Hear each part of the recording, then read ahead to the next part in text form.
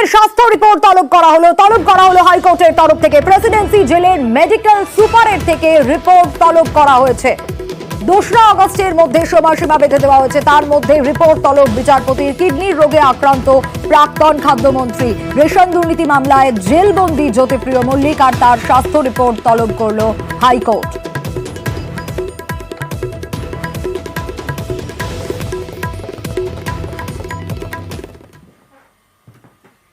বেসরকারি নার্সিং শিক্ষা প্রতিষ্ঠান আর সেখানে জালিয়াতির অভিযোগ, চাকরির নামে প্রতারণার অভিযোগ উঠে আসছে। নার্সিং শিক্ষা প্রতিষ্ঠানে রীতিমতো ভাঙচুর ছাত্রীদের। দেখুন,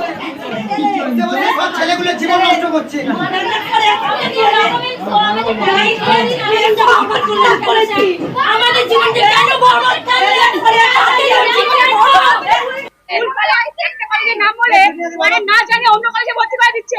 ডকুমেন্টস রিসিট দেখাতে পারছে, সেগুলো দেখাতে পারছে না।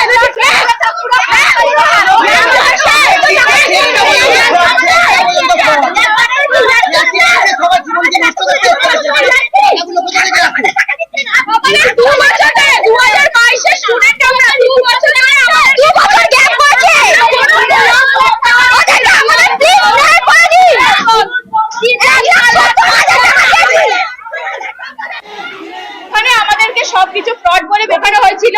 একবারও বলাও হয়নি যে আমাদের অরিজিনাল সার্টিফিকেট নিয়ে নেওয়া হবে। আমাদের কাছ থেকে ডকুমেন্টস গুলো নিয়ে পরে এসে চাইলাম ওনাদের কাছে আমাদের ডকুমেন্টস গুলো, কি বললেন না ব্যাঙ্গালোরে চলে গেছে তোমাদের ডকুমেন্ট। সেটার জন্য আমরা কন্যাশ্রীর টাকা পাইনি, স্কলারশিপ টাকা পাইনি, কিচ্ছু টাকা পাইনি, কোনো কলেজে ভর্তি হতে পারিনি, আমাদের কোনো টাকা দেয়নি। এখনো পর্যন্ত আমরা ঘুরে বেড়াচ্ছি। আমরা কলেজ চেকগুলো দিয়েছে, এই চেকগুলো টোটালি ফ্রড।